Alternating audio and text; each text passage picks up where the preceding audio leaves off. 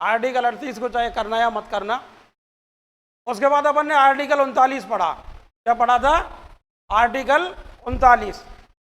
उसमें कई सारी बातें आपको मैंने बताई, जैसे कि पुरुष व महिलाओं को रोजगार के समान अवसर, यानी कि लिंग के आधार पर भेदभाव नहीं करेगी गवर्नमेंट। उसके बाद ये बताया था कि पुरुष और महिला को समान कार्य के लिए समान वेतन दिया जाएगा। ठीक है।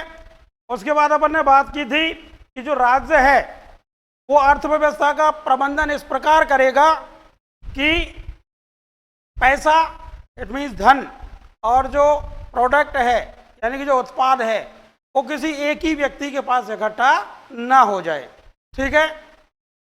नेक्स्ट अपन ने बात की थी कि कार्य करने वाले यानी कि कर्मकार और बच्चे, ठीक है, तथा महिलाएं, ऐसा ना हो कि उन्हें बाध्य होकर ऐसा कार्य करना पड़े जो कि उनकी उम्र और उनके सामर्थ्य के अनुसार ना हो।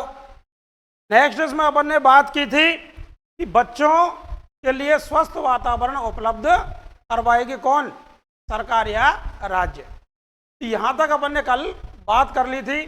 आगे बात करते हैं आर्टिकल 40 की। बड़ा ही इंपॉर्टेंट है, ध्यान रखना,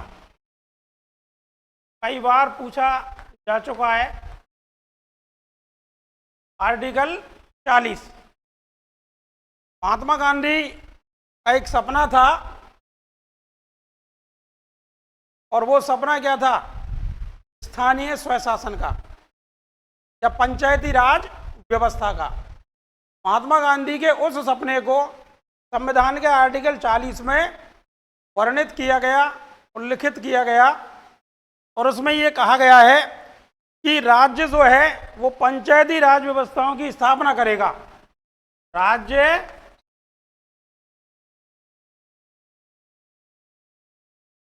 पंचायती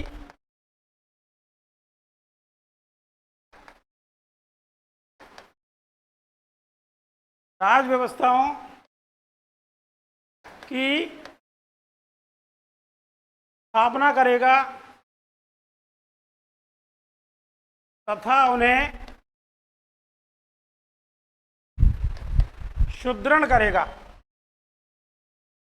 यानी कि मजबूत। ये हमारे किस में लिखा हुआ? आर्टिकल 40 में। चीज को आपको ध्यान रखना है, ठीक है।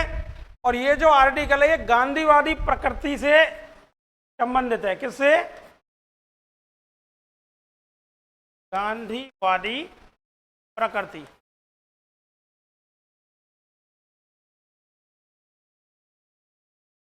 क्लियर? आगे बात करते हैं मित्रों अपन आर्टिकल 41 की। आर्टिकल 41 की बात करते हैं।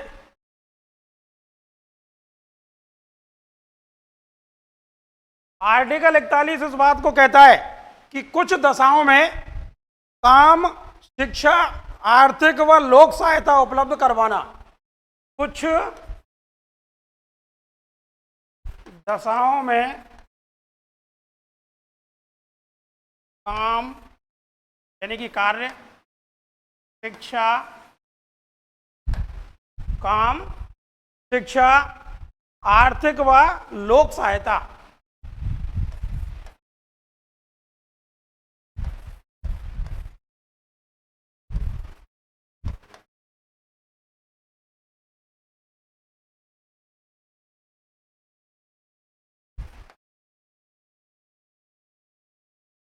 उपलब्ध करवाना किसकी ड्यूटी है? राज्य की, यानी कि गवर्नमेंट की। ठीक है। एक बार इसको दोबारा से सुन लें।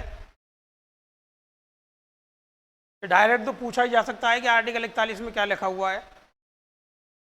कुछ योजनाएं गवर्नमेंट के द्वारा इस आर्टिकल 41 के तहत चलाई जा रही हैं। जैसे कि आपको पता होगा, तो ग्रेजुएट बच्चे हैं उनको बेरोजगारी भत्ता दिया जाता है। क्या दिया जाता है? बेरोजगारी भत्ता। ऐसे ही जो बुजुर्ग लोग हैं हमारे, उनको वृद्धावस्था पेंशन दी जाती है। तो ये जो दोनों कार्य हो रहे हैं बेटा, ये आर्टिकल 41 के तहत ही सरकार के द्वारा किए जा रहे हैं। ठीक है, यहाँ पर अपन ने देखा ना कि आर्थिक व लोक सहायता उपलब्ध करवाना और कार्य उपलब्ध करवाना और शिक्षा उपलब्ध करवाना। तो दो चीजें विशेषकर इसमें ध्यान रखनी है। कौन कौन सी योजनाएं इस आर्टिकल के तहत चल रही है? तो नंबर 1 बेरोजगारी भत्ता,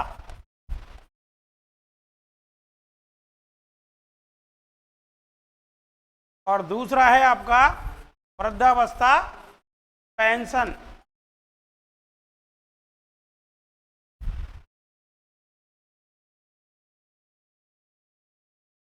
ये जो दोनों योजनाएं चल रही हैं, ये आर्टिकल 41 के तहत चलाई जा रही हैं, संचालित की जा रही हैं। ठीक है ना? आपने देखा होगा राजस्थान में मुख्यमंत्री की तरफ से जो ग्रेजुएट बच्चे हैं उनको बेरोजगारी भत्ता दिया जाता है कि नहीं दिया जाता? और जो बुजुर्ग लोग हैं उनको हर महीने 1000 रुपये वृद्धावस्था पेंशन की सुविधा दी जा रही है। तो वो सब कुछ आर्टिकल 41 के तहत ही किया जा रहा है बेटा, बात नहीं। आगे आर्टिकल 42।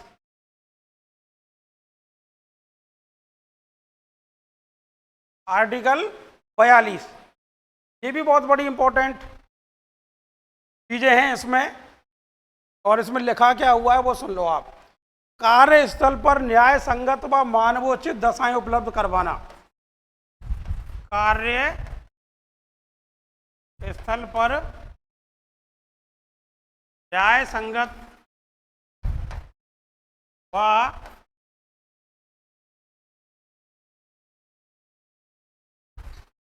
मानवोचित दशाएं उपलब्ध करवाना।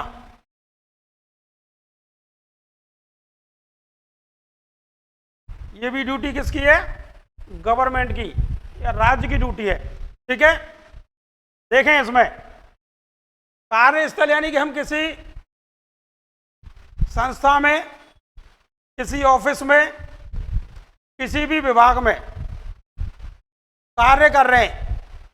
ठीक है, तो वहां की जो दशाएं होनी चाहिए वो न्याय संगत होनी चाहिए और मानवोचित होनी चाहिए। ठीक है ना? ऐसा ना हो कि हम जहां पर कार्य कर रहे हैं वो हमारे स्वास्थ्य पर प्रतिकूल प्रभाव डाले, वो हमारी लाइफ के लिए हार्मफुल हो, नुकसानदायक हो। ठीक है, ऐसी चीजें नहीं होनी चाहिए। मानवोचित यानी कि मानव के अकॉर्डिंग, या मानवीयता जो है उस मानवीयता के अकॉर्डिंग आपको कार्य स्थल पर क्या है, कुछ दशाएं उपलब्ध करवानी पड़ेंगी, कुछ चीजें उपलब्ध करवानी पड़ेंगी। आपने सुना होगा कि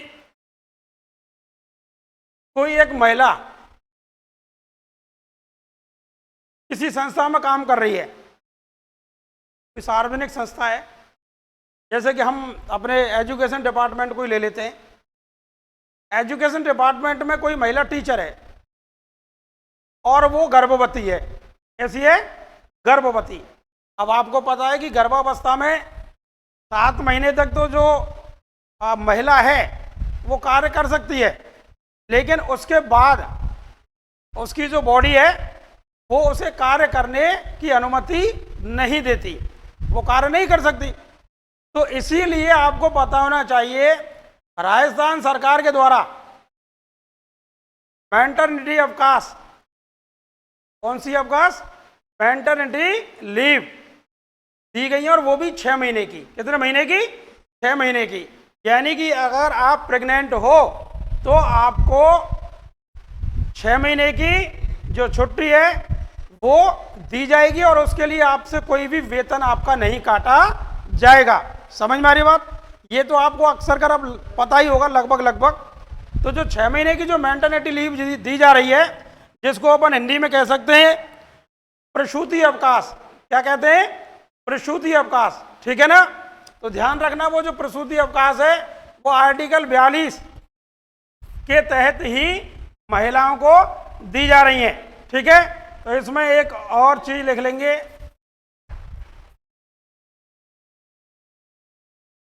इसमें लिखेंगे अपन कि गर्भवती महिलाओं को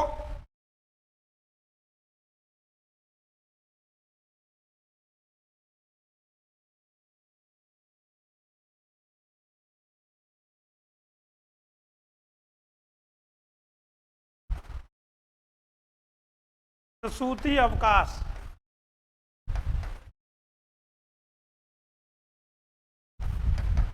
वो ध्यान रखना आर्टिकल 42 के तहत ही दी जा रही हैं। ठीक है,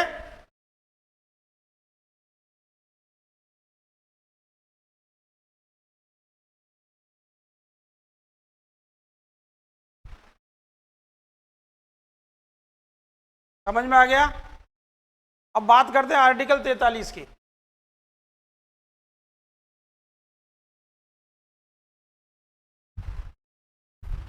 आर्टिकल 43 इसमें बताया गया है कि उद्योगों के प्रबंधन में यानी कि मैनेजमेंट में मजदूरों को भाग लेने का अधिकार होना चाहिए। उद्योगों के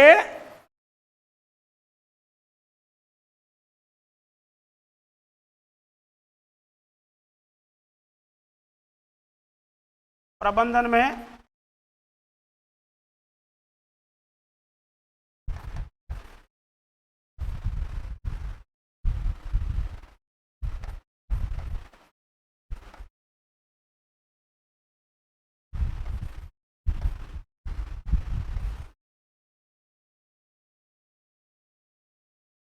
उद्योगों के प्रबंधन में मजदूरों को भाग लेने की छूट। देखो ऐसा क्यों कहा गया है, इसका कारण यह है कि मान लीजिए कोई इंडस्ट्री चल रही है और उसका कोई मालिक है। ठीक है, अगर उस इंडस्ट्री में काम करने वाले मजदूरों को यह हक नहीं दिया जाएगा कि वो उसके मैनेजमेंट में भागीदारी कर सकें, तो फिर सीधी सीधी सी बात है कि उसका जो मालिक है उस इंडस्ट्री का, ठीक है ना, वो क्या करेगा, मनमानी करेगा, तानाशाही करेगा। करेगा कि नहीं करेगा। मान लीजिए कि कोई कारखाने में 100 मजदूर लग रहे हैं, ठीक, अब मजदूरी करना क्योंकि उनकी जरूरत है मजदूरों की, समझ में आ रही बात। और जो कारखाने का मालिक है वो चाहता है कि ये अधिक समय तक कार्य करें इतने ही वेतन में, तो चूंकि उनकी तो मजबूरी है कार्य करने वाले लोगों की, तो वो क्या होगा, वो उसके दबाव में आकर कार्य करेंगे। लेकिन इसमें ये स्पष्ट कहा गया है कि जो प्रबंधन है, आपने देखा होगा कि वो बन जाती है कमेटी, सुना होगा ना, संगठन बना लेते हैं मजदूर, और संगठन बनाने के बाद किसी एक व्यक्ति को, अपने में से किसी एक व्यक्ति को संगठन का नेता चुन देते हैं। ठीक है ना। अब जब भी कभी फ्यूचर में उन मजदूरों को कोई परेशानी आती है तो उनका जो अध्यक्ष है उस संगठन का, मजदूर संगठन का जो अध्यक्ष है, वो अपनी इन मांगों को जो मालिक है कारखाने का उसके सामने रखेगा। समझ में आ रही बात। और वो उससे कुछ ना कुछ छूट प्राप्त कर लेगा। ठीक है ना, क्लियर। तो ध्यान रखना बेटा संगठन बनाने की, क्योंकि हमको अधिकार मिला हुआ है तो हम संगठन बना सकते हैं। तो यहां पर इसीलिए इसमें कहा गया है आर्टिकल 43 में कि उद्योगों के प्रबंधन में मजदूरों को भाग लेने की छूट होनी चाहिए, जिससे कि उनका क्या ना हो सके, शोषण ना हो सके। बात आई समझ में। ये बात है आर्टिकल 43 में। अब आगे बात करते हैं, बहुत ही गर्मा गर्म मुद्दा इस समय चल रहा है इस चीज का। हाँ जी, और आज से नहीं, ये जब से संविधान लागू हुआ है तभी से चल रहा है, क्योंकि हमारा जो देश है उसमें कई सारे धर्मों के लोग रहते हैं। समझ में आ गई बात। और चूंकि हमारे मौलिक अधिकारों में हमें हमारी संस्कृति, ठीक है ना, हमारी लिपि, हमारी भाषा, इन सारी चीजों की रक्षा करने का क्या दिया गया है, अधिकार दिया गया है। इसीलिए जो धर्म है उनके खुद के जो प्राइवेट कानून है उनको भी कुछ हद तक हमने संविधान में छूट दे रखी है। जैसे कि इस्लाम धर्म है, ठीक है ना, वहां पर उनका एक अलग ही कानून चलता है जिसको बोलते हैं शरिया कानून। क्या बोलते हैं? शरिया कानून। अब उस शरिया कानून के नाम पर इस्लाम धर्म में, इस्लाम धर्म की जो महिलाएं हैं उनके अधिकारों का हनन होता है, उनका शोषण होता है, और हद तब हो जाती है जब हलाला जैसी कुरीति भी शरिया कानून के नाम पर इस्लाम धर्म के द्वारा वैध मानी जाती है। हलाला जानते हो क्या होता है? हलाला है बेटा? हाँ बोल बोल, तड़पा के मारे। वो हलाल होता है, हलाला नहीं होता। क्या होता है वो? हलाल होता है, हलाला नहीं होता है। एक तो हलाला, एक कुरीति थी जो मैं कल भी बता रहा था, 3 तलाक वाली, ठीक है ना। 3 तलाक में से जो एक तलाक है, देखो गवर्नमेंट ने एक ही तलाक खत्म किया है, और हमको ऐसा लगा कि भाई 3 तलाक मुसलमानों में से खत्म कर दिया। ऐसा नहीं है। जो तलाक विद्दत नाम की जो उसमें कुरीति है ना इस्लाम धर्म में, उस तलाक विद्दत को खत्म किया गया है, न कि तलाक की जो परंपरा है, जो तलाक की जो क्या कह सकते हैं जो प्रक्रिया है उसको खत्म किया गया है। तलाक खत्म नहीं किया।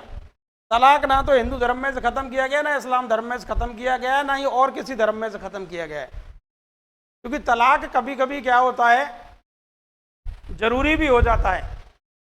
मान लीजिए 2 दंपत्ति हैं, उनमें आपस में नहीं बन रही, तो इससे तो अच्छा है कि वो अपने जीवन को खराब कर लें। इससे अच्छा है कि उन दोनों को अलग अलग कर दिया जाए।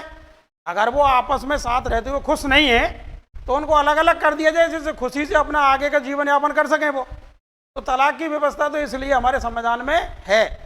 हिंदू धर्म में उसको विवाह विच्छेद बोल देते हैं, इस्लाम धर्म में तलाक बोल देते हैं, ईसाई धर्म में डिवोर्स बोल देते हैं। समझ में आ रही बात? ठीक। तो देखें बेटा, यहां पर आर्टिकल 44,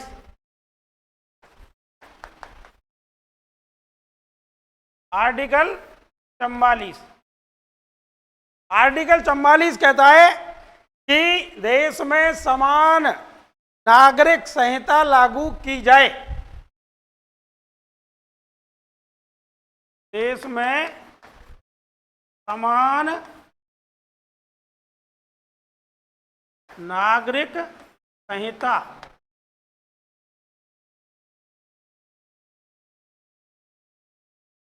लागू की जाए।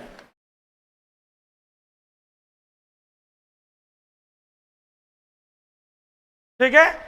इंग्लिश में इसको बोलते हैं अपन यूनिफॉर्म सिविल कोड। क्या बोलते हैं?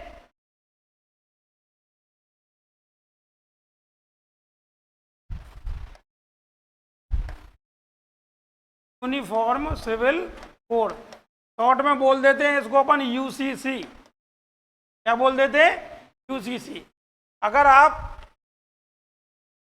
न्यूज देखते हो तो आपने देखा होगा पिछले 1 महीने से इस यूसीसी पर बहुत बड़ी बहस छिड़ी हुई है।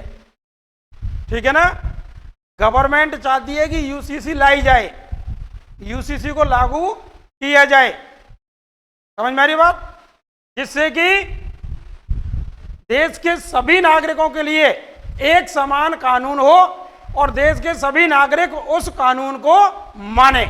ठीक है। तो यहां से जैसे ही यूसीसी लागू हो जाएगा तो इस्लाम धर्म का जो शरिया कानून है वो खत्म हो जाएगा। क्या हो जाएगा? वो खत्म हो जाएगा।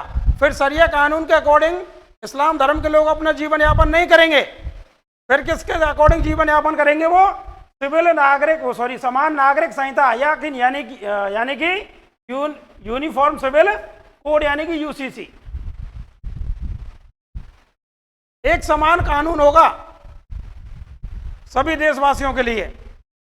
वर्तमान में मैंने आपको बताया कि इस्लाम धर्म में जैसे शरिया कानून चलता है तो उसमें अलग ही प्रावधान है, बहुत सारी चीजें अलग हैं, और उससे इस्लाम धर्म की महिलाओं का शोषण होता है, उनके अधिकार छीने जाते हैं। तो इस्लाम धर्म की जो महिलाएं हैं ना वो तो इसके पक्ष में है, लेकिन जो इस्लाम धर्म में मौलवी हैं वो इसके पक्ष में नहीं है, क्योंकि जैसे यूसीसी लागू होगा तो मौलवियों की दुकान हो जाएगी बंद। क्या हो जाएगी? मौलवियों की दुकान बंद।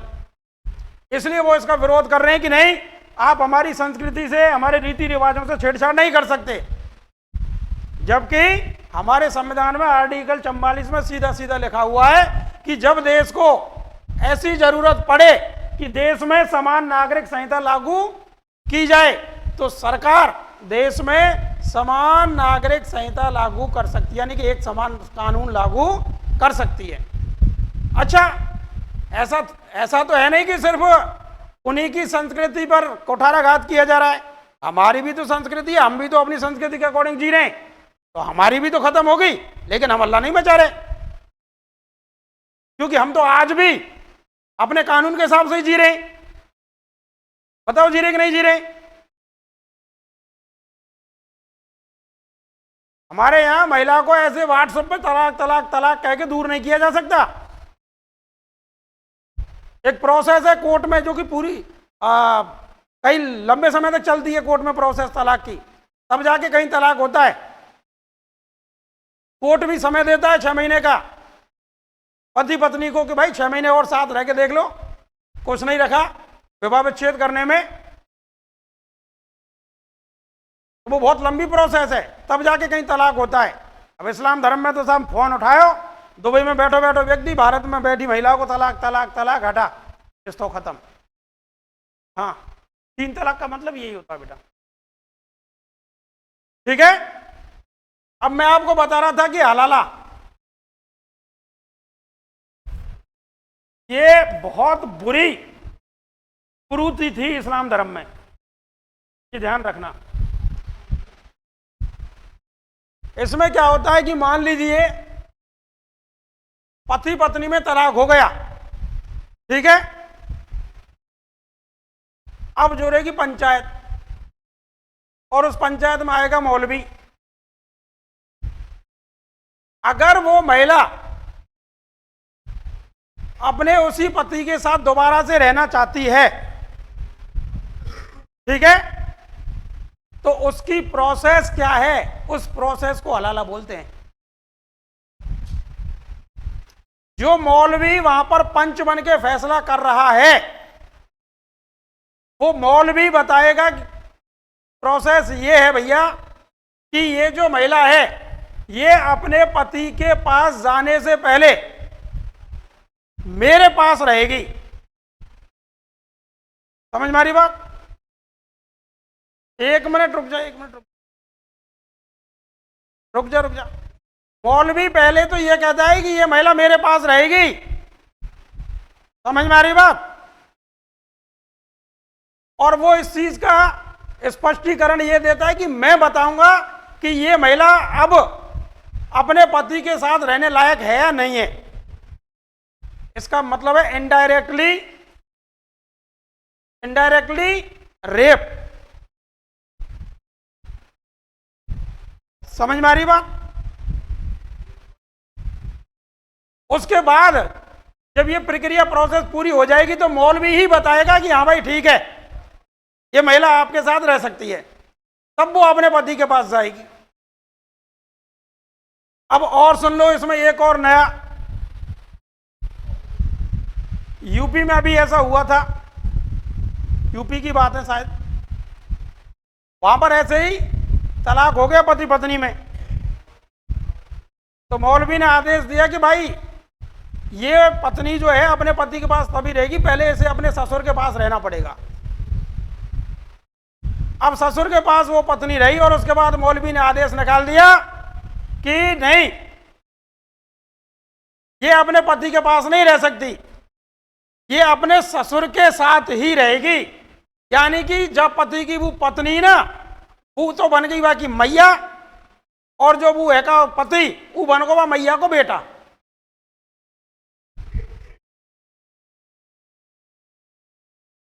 ये होता है हलाला। तो ये एक बहुत बुरी कुरीति है और ऐसी कुरीतियों को खत्म करना चाहिए। ये सरकार का कर्तव्य बनता है। हमारे हिंदू धर्म में भी कुरीति कम नहीं है या कम नहीं थी, लेकिन हमने समय की मांग के अनुसार उनमें परिवर्तन किया। आपको पता है सती प्रथा खत्म की गई, विधवा विवाह अधिनियम लाया गया जिसके तहत विधवा का दोबारा से विवाह किया जा सके। दास प्रथा हमारे यहां से खत्म हो गई, कन्यावध प्रथा हमारे यहां से खत्म हो गई। और ये जो परिवर्तन होते हैं, ये ध्यान रखना, ये पढ़े लिखे समाज में ही हो सकते हैं, ये भी ध्यान रखना, क्योंकि पढ़ा लिखा जो बंदा है वो इनके मेरिट और डीमेरिट जानता है कि इनके क्या नुकसान है।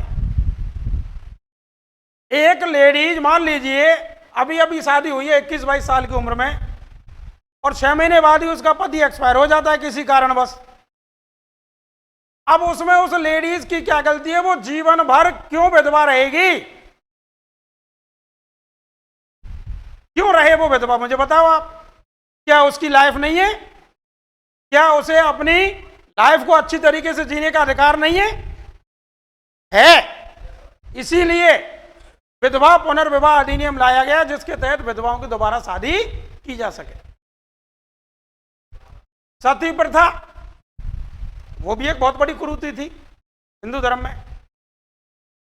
पति मर गया, उसके साथ पति जो पत्नी थी वो भी अपने आप को जला लेती थी साथ में ही, उसको कहते थे कि साहब सती हो गई। अच्छा ये तो बात ठीक है भाई, पति पत्नी में बहुत ज्यादा प्यार है, मान के अब ये ना बचो तो मैं हूं नजर जी रही, अब चल दई संगई, ठीक है। लेकिन इसका दुरुपयोग किया जाने लगा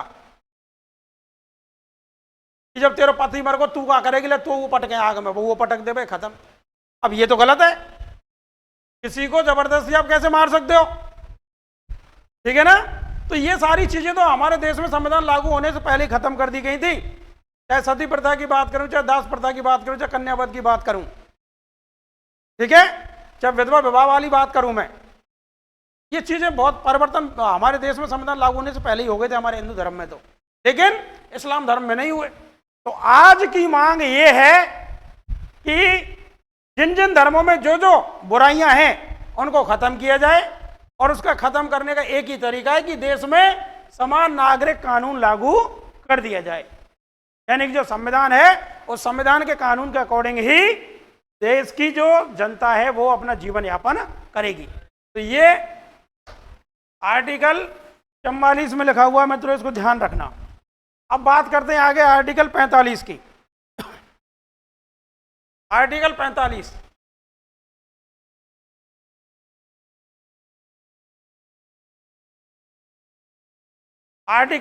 में कल भी मैंने आपको बताया था, दोबारा से सुन लो।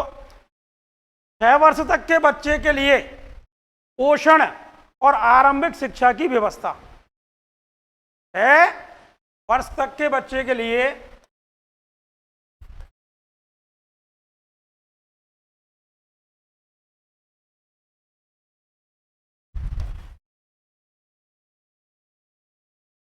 पोषण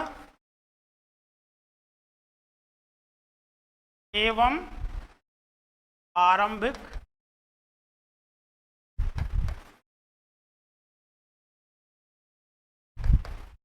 शिक्षा की व्यवस्था।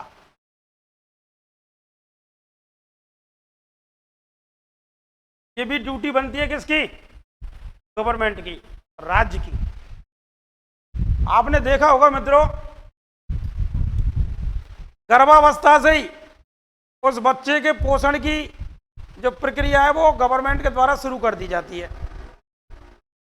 देखा होगा, एक धात्री कार्ड बनता है, जैसे ही महिला प्रेग्नेंट होती है तो उसका एक धात्री कार्ड बन जाता है।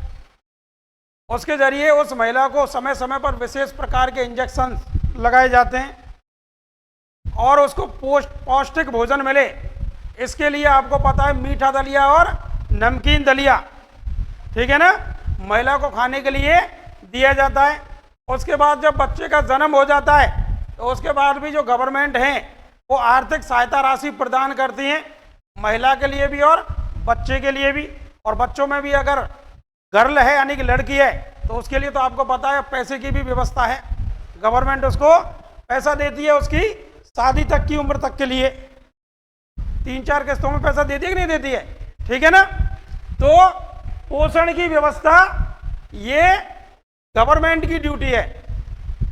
कब तक? 6 वर्ष तक के बच्चे के लिए। इस सरकार की जिम्मेदारी है, सरकार देगी अगू खानो 6 वर्ष तक को नहाए जाओ जब तक कि बच्चा, उसके बाद माँ बाप की ड्यूटी हो सकती है 6 वर्ष के बाद।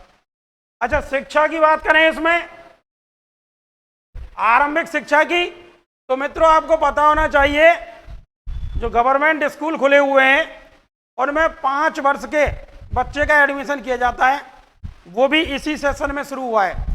इस सेशन से पहले 6 वर्ष के बच्चे को अपन पहली क्लास में एडमिट कर सकते थे, ठीक है, लेकिन इस वर्ष 5 वर्ष के बच्चे की एडमिशन की भी हमें छूट दे दी गई कि ये 5 वर्ष का जैसे बच्चा 5 वर्ष का होता है तो उसका आप विद्यालय में एडमिशन ले सकते हो पहली क्लास में। आपने प्राइवेट स्कूलों में देखा होगा एक प्ले क्लास होती है, फिर LKG, फिर UKG या तो नर्सरी बोले हैं अपन, है ना। तो वो जो प्ले क्लास है, जो LKG और जो UKG है, वो 5 साल के 6 साल के बच्चे के लिए नहीं है, वो 3 साल के बच्चे के लिए। किसके लिए? वो 3 साल के बच्चे के लिए, ध्यान रखना, ठीक है। अब सरकारी विद्यालयों में तो LKG UKG चलती नहीं, वहां तो सीधा पहली क्लास से ही स्टार्ट होता है, ठीक है ना। तो अब ये बच्चे कैसे पहली क्लास से पहले की शिक्षा प्राप्त करें, उसके लिए सरकार ने आंगनवाड़ी संस्थाएं खोल रखी हैं। क्या खोल रखी हैं?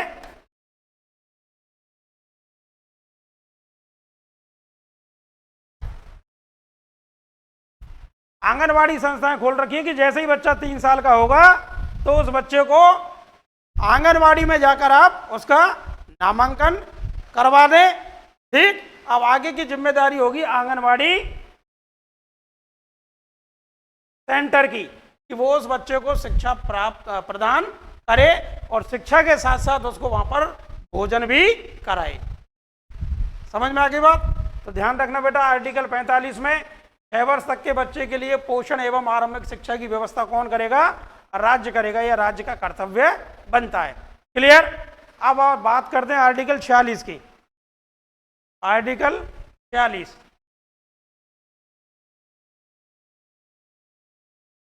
क्या मैं गलती थी? 6 से 14 वर्ष मत कर दिए तुम। हाँ, सिर्फ 6 वर्ष तक के बच्चे के लिए ही है। तो 6 से 14 वर्ष का जो निःशुल्क और अनिवार्य शिक्षा का जो प्रावधान है वो तो आर्टिकल 21 का में निहित है, ध्यान रखना, ठीक है। वहां पर वो मौलिक अधिकार है। क्या है वो? मौलिक अधिकार है, वहां पर ध्यान रखना है इस चीज को। आर्टिकल 40 की बात करें तो इसमें लिखा हुआ है SC व ST के लिए आर्थिक सहायता व शिक्षा का प्रावधान। SC व ST के लिए आर्थिक सहायता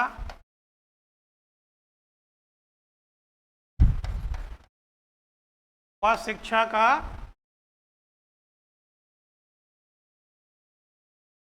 प्रावधान, ध्यान रखना। यानी कि अनुसूचित जाति और अनुसूचित जनजाति के लिए आर्थिक सहायता और शिक्षा की व्यवस्था करने की ड्यूटी किसकी है? गवर्नमेंट की या राज्य की, ठीक है। यह आर्टिकल 46 में लिखा हुआ है।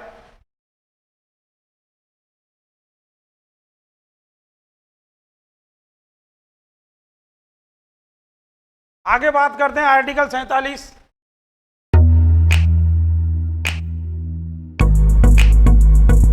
आर्टिकल 47 ये भी बड़ा इंटरेस्टिंग पहलू है इसका भी।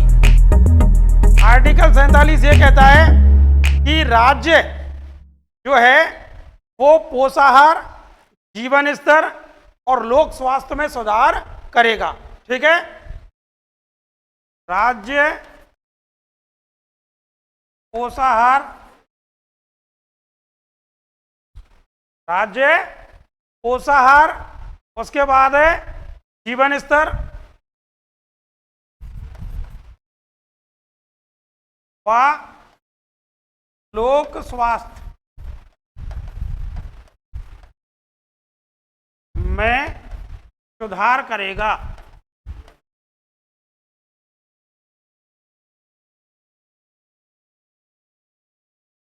राज्य क्या करेगा? लोगों के पोषण स्तर में वृद्धि करेगा, उसके जीवन स्तर में वृद्धि करेगा और उनके स्वास्थ्य की रक्षा करेगा। ये ड्यूटी बनती है किसकी? राज्य की। अब इसके लिए जो गवर्नमेंट है वो कई बार कई सारे स्टेप उठाती हैं। भाई अगर किसी के स्वास्थ्य में सुधार करना है, जीवन स्तर में सुधार करना है या उसके पोषण स्तर में सुधार करना है तो इसके लिए राज्य जो है उसको स्टेप लेने पड़ेंगे। और कई बार वो जो स्टेप हैं वो बहुत बड़े भी होते हैं। जैसे कि आपको मैं बताऊंगा, अभी आपने सुना होगा गुजरात में, बिहार में शराब पर पूर्ण रूप से प्रतिबंध है, शराब की बिक्री पर। दारू की बिक्री पर गुजरात में और बिहार में पूर्ण रूप से प्रतिबंध है। वो किस वजह से किया? इसी वजह से किया कि उन लोगों का जीवन स्तर और स्वास्थ्य अच्छा रहे। आपको पता ही है, ये तो अगर कोई बंदा मादक पेय पदार्थों का सेवन करेगा तो उसका स्वास्थ्य खराब होगा, स्वास्थ्य खराब होगा तो उसका जीवन स्तर गिरेगा। ठीक है? और आप उसको कितना भी अच्छा खाना प्रोवाइड करा दो, लेकिन आप खाई जब जहर रहे हैं तो फिर वो क्या कर लेगा अच्छा खाना। कल एक और घोषणा हुई है, सुन लो आप, एक और घोषणा हुई है और वो हुई है हरियाणा के सीएम मनोहर लाल खट्टर के द्वारा। आपने देखा होगा वर्तमान में हुक्का बार का बहुत बड़ा प्रचलन है, हुक्का बार, और वो अधिकतर हरियाणा में ही चलते हैं। हरियाणा की संस्कृति से जुड़ा हुआ पहलू है हुक्का, ध्यान रखना। लेकिन हुक्का बार में पिया जाने वाला हुक्का अलग है और घर पर जो बड़े बुजुर्ग बैठकर जो हुक्का पीते हैं वो हुक्का अलग है। वो जो हुक्का बार में हुक्का पीते हैं उनमें विशेष प्रकार की एक तंबाकू के फ्लेवर वगैरह ये आते हैं। ठीक है? तो वहां पर जो नौजवान है, ये तो सही बात है, नौजवान ही जाएंगे हुक्का बारन में। 70 साल को जो बुजुर्ग व्यक्ति है वो तो जाएगा नहीं पीने। अब वो वहां जाकर क्या है साहब, इनको हुक्का चल रहा हो धुआंधार, स्वास्थ्य के साथ खिलवाड़ कर रहे हैं और पैसे की बर्बादी कर रहे हैं। दूसरा, इन चीजों का फिर कहीं ना कहीं साइड इफेक्ट भी होता है। एक बंदा तो वो होता है जो भाई पी के और अपने घर पे सो को चुप, वो समाज के लिए खतरा नहीं है, वो बैड एलिमेंट्स नहीं है समाज के लिए, सोसाइटी के लिए। लेकिन एक बंदा जो साहब बियर बार में तो 11 बजे खड़ो है के आ रहा है और ऐसे चल रहा है, ओए राजेश अब बता तो मार दियो जाए कि छोड़ दियो जाए। कुछ देर पहले वो दोनों दोस्त जब उस बियर बार में घुसे तो बहुत अच्छे दोस्त थे, बहुत अच्छी बात कर रहे थे आपस में। लेकिन 3 घंटा बाद ही पी पा के, राजेश बता मार दियो जाए के छोड़ दियो जाए। अच्छा तू ही मारे वो हमें, तू देख बड़ो डॉन है वो। अरे तो लगे ना रे हम डॉन है, पता ही ना तो यह चीज की, और मुझे तो नहीं पता। तू ही देख बड़ो डॉन है, तू हाथ ही लगा के बता दे। वन की या तो ले, बगल में साहब रोड पड़ी है, कुछ भी पढ़ो और बाकी सिर पे दे मारो, राजेश खत्म। ये क्या है, ये बैड एलिमेंट्स हैं समाज के लिए। ऐसी चीजों पर रोक होनी चाहिए। ठीक है? कल 8 बजे की बात, और हम भी ऐसे 3 दोस्त मिल गए, यहां बैठे, ये जो मेलन के पीछे जो तालाब है ना, कच्चो तालाब, या कि सीढ़ी पे बैठ गए साहब हम भी पाए करने खड़ी करके, और बगल में ही साहब 3 जने लग रहे पीवे, और मुश्किल से 20-22 साल की उम्र होगी। अब हम वहाँ 1 घंटा तक बैठे हुए, जब बैठे गए पीवे, जब तो वे सही है, बहुत बढ़िया बात कर रहे, और जब इनको पी ली बिनने वहाँ के बाद भाई साहब उनमें एक अलग ही फ्लेवर आया हो तीनों में, फिर तो मैं यह कर देंगे, मैं वाह कर देंगे, और तू कहाँ जाने, और ऐसो करेंगे और वैसो करेंगे, यानी कि पूरा बिजनेस है वो, सबरी कमाई है कि मेरी बिजनेस बंद है वो, आज वो ऐसे का शाम को दोबारा से ओपन होगा। मैंने कि देखो ये है इनके साहब प्रभाव। तो कुल मिला के बेटा ये जो चीजें हैं ये कहीं ना कहीं यानी कि जो मादक पदार्थ हैं या जो नशीली दवाइयां हैं जो हानिकारक हैं, ठीक है ना, उनको बैन किया जाता है आर्टिकल 47 के तहत। तो उसमें एक चीज और लिखनी है कि राज्य जो है वो खतरनाक दवाइयों और मादक पेय पर प्रतिबंध लगा सकता है, यानी कि राज्य खतरनाक दवाई एवं मादक पेय पदार्थों पर प्रतिबंध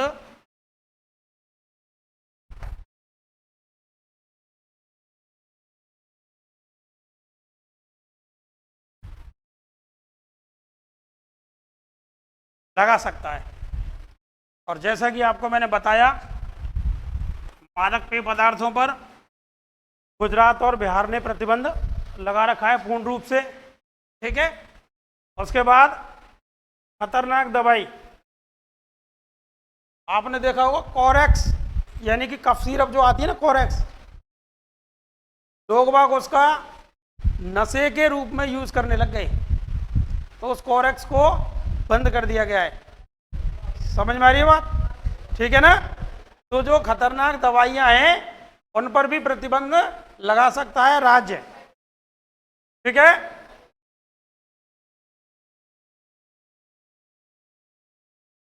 आगे चलें, आगे बात करते हैं बेटा आर्टिकल 48 की।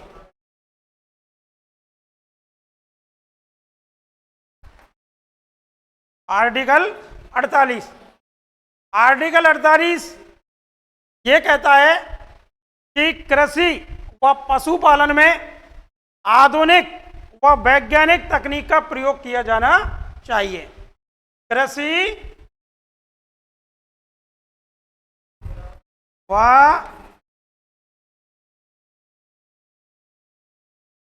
पशुपालन में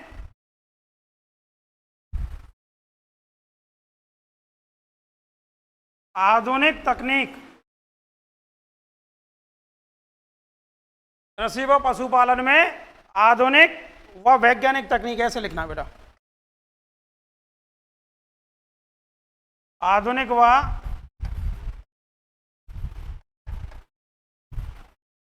वैज्ञानिक तकनीक का प्रयोग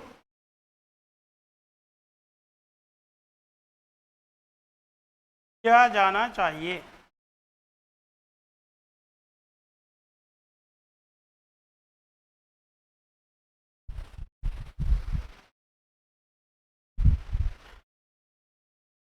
आर्टिकल 38 इस बात को कहता है, ये गवर्नमेंट की ड्यूटी बनती है कि वो कृषि के क्षेत्र में और पशुपालन के क्षेत्र में समय समय पर आधुनिक और वैज्ञानिक तकनीक का यूज करें, और हमने किया है, हमने ऐसा किया है। अगर कृषि की बात करें तो आपको पता होना चाहिए कि जिस दिन हम स्वतंत्र हुए थे उस दिन हमारी जनसंख्या मुश्किल से 40 करोड़ के आसपास थी, 35 से 40 करोड़ के आसपास। लेकिन उस समय देश की इस 40 करोड़ जनता का पेट भरने तक के लिए हम अनाज उत्पादित नहीं कर पाते थे। उसका कारण क्या था? उसका कारण ये था कि उस समय हम जो कृषि थी वो वैज्ञानिक तकनीक से नहीं कर रहे थे, और ना ही वैज्ञानिक तकनीक उस समय हमारे पास में थी, ठीक है। तकनीक में जैसे वर्तमान में बात करते हैं कि खेत को जोतने के लिए और बोने के लिए ट्रैक्टर का यूज किया जाता है, ठीक है ना। तो और पहले क्या किया जाता था, पहले हम पशुओं के द्वारा ही कृषि करते थे। पहले एक बीघा जो खेत है उसको जोतने के लिए हमें कम से कम उस पशु से 4 से 5 घंटे का समय लगता था। लेकिन आज जब अपन 1 बीघे खेत को जोतने जाते हैं तो मुश्किल से 15-20 मिनट में भाई बराबर कर दें। ठीक है। दूसरा, पहले सिंचाई के लिए हम किसका यूज करते थे, रहट वगैरह वगैरह का, और वो भी पशु के द्वारा ही होता था। खाल के चड़त से अपन कुएं में से पानी खींचते थे और फिर उसको और बरा में है कि खेत तक पहुंचावे।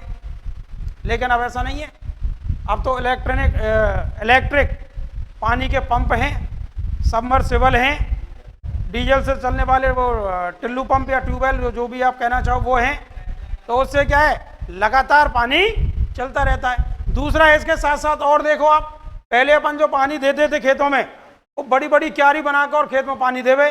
लेकिन आज तो आपको पता है ड्रिप सिंचाई योजना और फव्वारा सिंचाई योजना चल रही है, जिससे कि सिंचाई के लिए पानी की बहुत कम खपत होती है और बहुत जल्दी सिंचाई भी हो जाती है। ठीक है ना। फिर तीसरी चीज कृषि में हमने ये की, हरित क्रांति जब आई भारत में 1966 में, उसके बाद हमने खेतों में जो खाद है उसका यूज करने लग गए। तो इन सारी चीजों से क्या हुआ, इन सारी चीजों से प्रोडक्शन बढ़ गया। आज आपको पता है हमारे देश में 1 अरब 45 करोड़ की जनता है। कितनी है, 1 अरब 45 करोड़ की जनता है। और जमीन उस समय की अपेक्षा वर्तमान में कम ही हुई है, बढ़ी थोड़ी है। लेकिन फिर भी हम आज अपने पूरे देशवासियों का पेट भी भर देते हैं और अनाज को दूसरे देशों में निर्यात भी करते हैं। ये किस कारण संभव हुआ, ये कृषि में जो हमने आधुनिक और वैज्ञानिक जो तकनीक अपनाई, इस कारण इसी कारण से ये सब कुछ संभव हुआ है। ऐसे ही पशुओं में भी आपको पता है, पशुओं में भी वैज्ञानिक तकनीक के द्वारा आपको पता होना चाहिए कि 2 जो नस्ल हैं, ठीक है ना, उनमें से एक संकर नस्ल बनाते हैं। क्या बनाते हैं, संकर नस्ल बनाते हैं, जिससे कि वो जो नस्ल है वो ज्यादा दूध दे देती है। समझ में आ रही बात, ठीक है ना। तो ये सब किस कारण संभव हुआ है, ये इन चीजों में आधुनिक व वैज्ञानिक तकनीक की वजह से ही संभव हुआ है। और इस चीज को कौन कहता है, आर्टिकल 48 कहता है कि साहब कृषि व पशुपालन में आधुनिक व वैज्ञानिक तकनीक का प्रयोग किया जाना चाहिए। अब ध्यान रखना एक और चीज बेटा, इसमें आर्टिकल 48 के तहत ही बूचड़खानों को बंद किया गया और गौवंश को गौवध को निषेध किया गया है। यहां पर लिख लेना, बूचड़खाने बंद।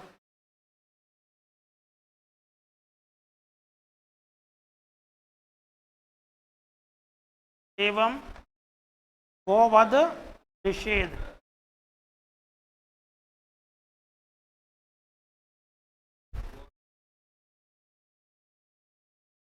गौवध निषेध, बूचड़खाने जानते हो, जहां पर जानवरों को काटा जाता था उनको बोलते हैं बूचड़खाने। हमारे लोकल लैंग्वेज में बोल देते हैं कट्टी।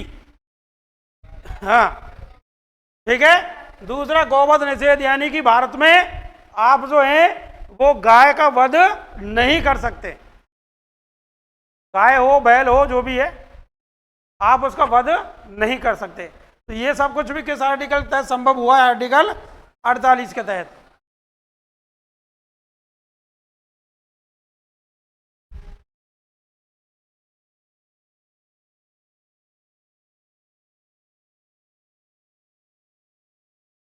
लिख लिया। अब देखो, एक आर्टिकल 48 का जोड़ा गया था बाद में, कौन सा,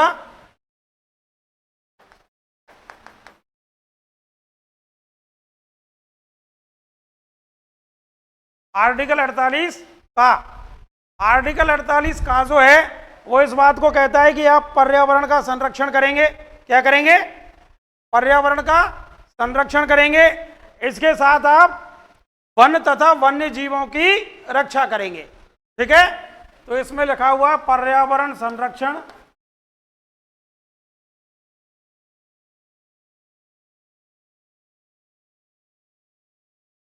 एवं वन व वन्य जीवों की रक्षा।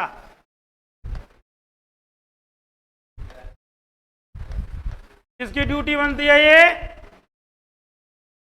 स्टेट की ड्यूटी बनती है, यानी कि राज्य की ड्यूटी बनती है कि यह पर्यावरण का संरक्षण करें और वन तथा वन में रहने वाले जीवों की रक्षा करें। ये कहता है अपना आर्टिकल 48 का। अब बात करते हैं आर्टिकल 49 की।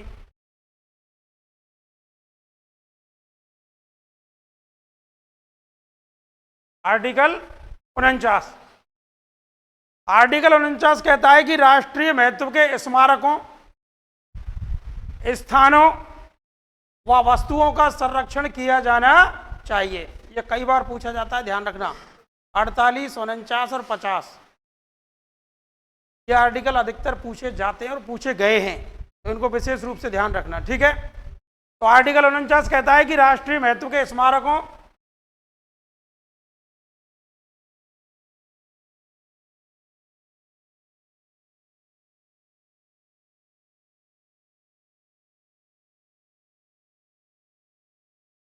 स्थानों, स्मारकों, स्थानों तथा वस्तुओं का संरक्षण तथा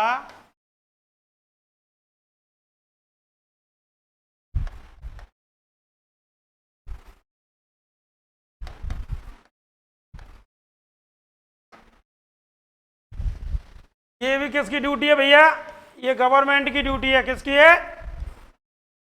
गवर्नमेंट की ड्यूटी है कि आप क्या करोगे, जो राष्ट्रीय महत्व के जो स्मारक हैं, स्थान हैं, या जो वस्तुएं हैं या बिल्डिंग्स हैं, ठीक है, या फोर्ट हैं, उन सभी का संरक्षण करने की जिम्मेदारी किसकी है?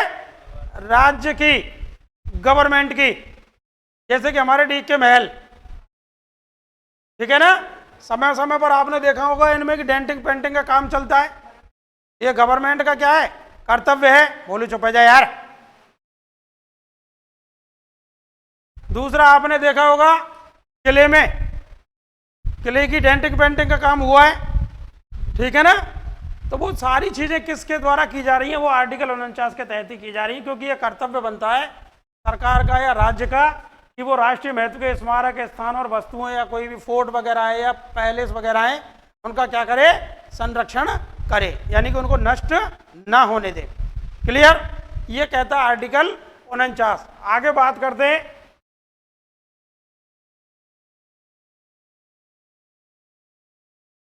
आर्टिकल 50 की।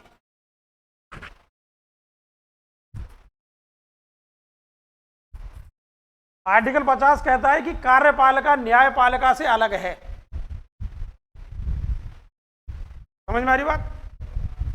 कार्यपालिका न्यायपालिका से अलग है, या ये कहते हैं अपन कि न्यायपालिका कार्यपालिका से अलग है, ठीक है, अलग होनी चाहिए। ये ड्यूटी बनती है किसकी? गवर्नमेंट की या राज्य की। ऐसा ना हो कि कार्यपालिका न्यायपालिका पर दबाव डाल के न्यायपालिका के अधिकारों में हस्तक्षेप करे, तो फिर तो हमारी, अगर ऐसा हो गया तो हमारी जो न्यायपालिका है वो स्वतंत्र कहाँ रह जाएगी? फिर वो स्वतंत्र नहीं रहेगी, फिर तो वो दबाव में काम करेगी, और दबाव में काम करेगी तो फिर वो पक्षपात करेगी, ठीक है। तो आर्टिकल 50 सीधा सीधा कहता है कि कार्यपालिका से न्यायपालिका का पृथक्करण।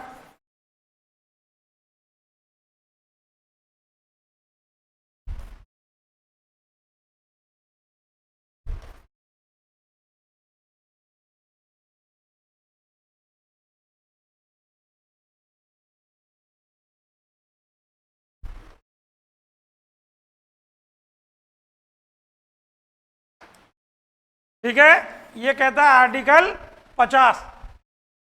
अब बात करते हैं आर्टिकल 51 की। आर्टिकल 51 की बात करें तो इसमें सीधी सीधी सी विश्व शांति व सुरक्षा की बात कही गई है। विश्व शांति व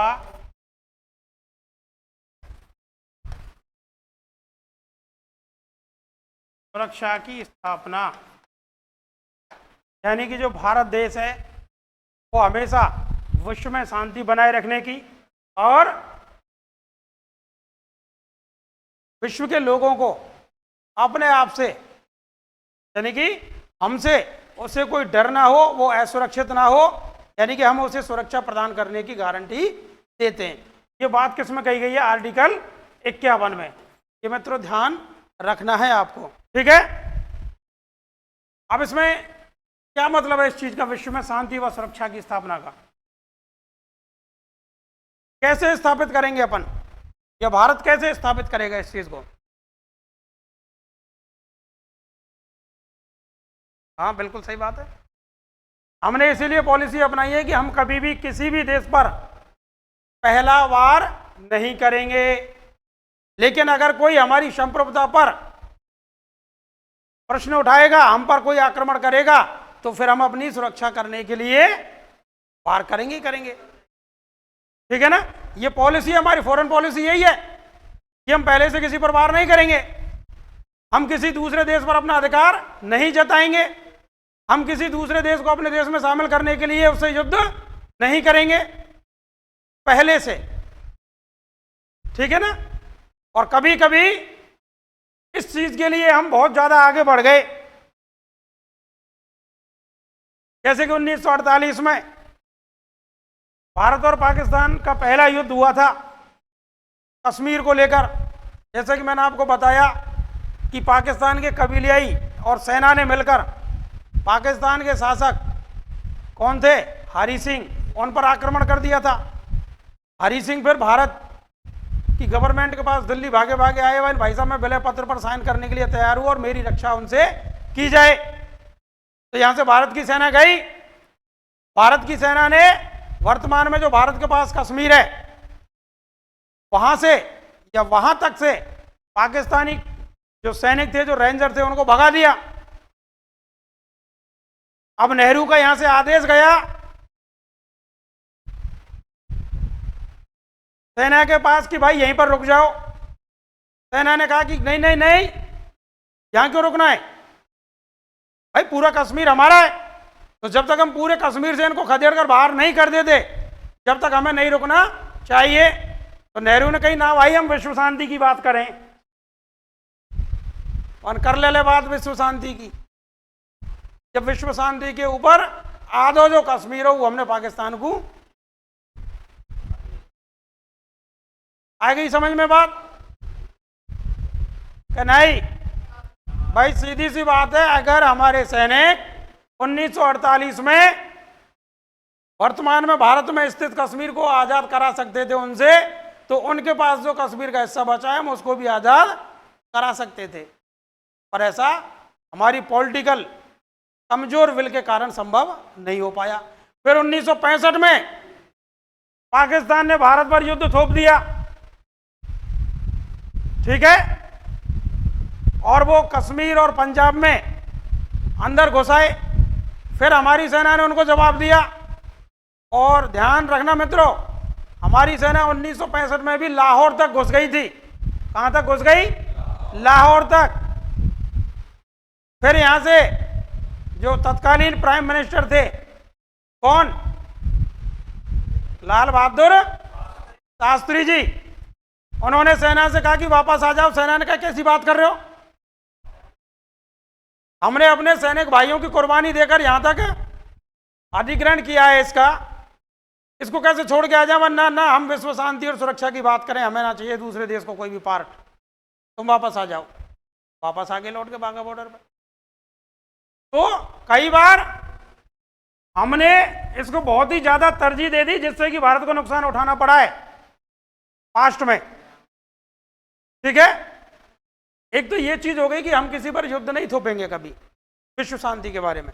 दूसरी चीज ये है कि हम अंतर्राष्ट्रीय संधियों, समझौतों व कानूनों का सम्मान करेंगे। अंतर्राष्ट्रीय संधि, समझौता और जो अंतर्राष्ट्रीय कानून है उनका क्या करेंगे? हम सम्मान करेंगे, यानी कि हमेशा उनके साथ खड़े रहेंगे, ठीक है। दूसरी चीज ये है कि अंतर्राष्ट्रीय विवादों को मध्यस्थता से सुलझाएंगे। कैसे सुलझाएंगे? मध्यस्थता से, ना कि हम किसी देश के साथ मिलकर युद्ध करेंगे उसके दुश्मन देश से।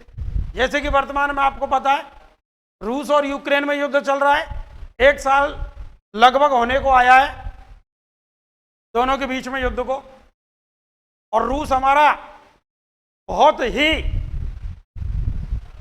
मजबूत दोस्त रहा है हमेशा से ही। 1971 की जंग को हम हार जाते, ध्यान रखना, रूस की वजह से ही हम 1971 की जंग को जीत पाए, क्योंकि 1971 में अमेरिका ने साथ दिया था पाकिस्तान का, और अमेरिका जो था वो अपनी नौसेना को लेकर बंगाल की खाड़ी तक आ गया था। फिर रूस ने अपनी नौसेना भेजी भारत की सहायता के लिए। जैसे ही अमेरिका की नौसेना को पता चला कि रूस की नौसेना यहाँ पर आ चुकी है, तो वो वहीं से वापस लौट गई, और जो अमेरिका था वो पाकिस्तान की मदद नहीं कर पाया, और इसका परिणाम ये हुआ कि हमने 6 सितंबर 6 सितंबर की बात नहीं, 1971 की बात कर रहा हूँ मैं, 1971 को 92,000 पाकिस्तानी सोल्जरों पर सरेंडर करवा दिया था पाकिस्तान के ढाका, उसमें बांग्लादेश के ढाका में। अगर रूस हमारा उस समय साथ नहीं देता तो अमेरिका की वजह से हम उस युद्ध को हार जाते। ठीक है, इतनी पक्की फ्रेंडशिप है हमारी रूस के साथ, लेकिन क्या हम इस विकट परिस्थिति में रूस के साथ सैनिक सहायता कर रहे हैं? रूस की नहीं कर रहे। हमने आज भी यही कहा है, हमारे प्राइम मिनिस्टर ने और जो फॉरेन मिनिस्टर हैं एस जयशंकर, उन्होंने कि भाई युद्ध में कुछ नहीं रखा, सिर्फ तबाही होगी, अर्थव्यवस्था कमजोर पड़ेगी आप दोनों की, और आप दोनों की अर्थव्यवस्था कमजोर पड़ी तो इसका प्रभाव विश्व की पूरी अर्थव्यवस्था पर पड़ेगा, इसलिए आप दोनों की दोनों बातचीत करके जो भी आप दोनों के बीच का मैटर है उसको सुलझाओ। ये बात कहता है भारत। ठीक है, तो सीधी सी बात है कि आर्टिकल 51 में हम विश्व शांति और सुरक्षा की स्थापना इन सभी मानकों पर करते हैं। जितने भी अंतर्राष्ट्रीय संधि हैं, समझौते हैं, कानून हैं, उनका हम सम्मान करेंगे, और हमेशा दो देशों के बीच में कोई भी अगर विवाद है तो हम उसमें मध्यस्थता की भूमिका निभाएंगे। क्लियर? ये था मित्रों आज की क्लास, और इसी के साथ आपका संविधान का भाग जो 4 है, नीति निर्देशक तत्व थे, वो कंप्लीट हो चुके हैं। एक और बात ध्यान रखना, कल से YouTube पर मैंने अपना खुद का एक चैनल स्टार्ट कर दिया है। ठीक है, जीतू सर के नाम से political classes by Jeetu sir. तो कर लेना अगर इच्छा हो रही हो तो, सब्सक्राइब कर लेना, फॉलो भी करना, ये भी ध्यान रखना, और लाइक भी करना है। क्या? हाँ, कमेंट भी करना। आपकी कोई भी क्वेश्चन हो वो आप कमेंट में डाल देना, उनका आपको जवाब मिलेगा समय पर ही। ठीक है? ठीक है, तो मित्रों कल बात करते हैं।